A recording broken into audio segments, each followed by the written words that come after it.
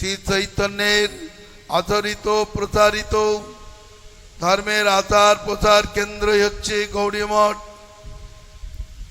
এটা রাধারানীর মিশন। প্রভুপাদ বলেছেন, আমার এই মিশন রাধারানীর মিশন, গোলকের মিশন, এই জগতের অন্য কোনো এক মিশন না, চিটিংবাজি মিশন না, মানুষকে ফাঁকি দিয়ে দাতা সাজার মিশন নাম। এটা হচ্ছে ভগবান শ্রীকৃষ্ণের মিশন, রাধারানীর মিশন। রাধারানী মিশন এনেছিলেন কৃষ্ণ, কৃষ্ণ চৈতন্য রূপে এই জগতে মিশন কার্য প্রবাহ দিয়েছিলেন। আর সেই মিশনারি কার্য করবার জন্য অফিস স্বরূপ হলো এই গৌড়ীয় মঠ।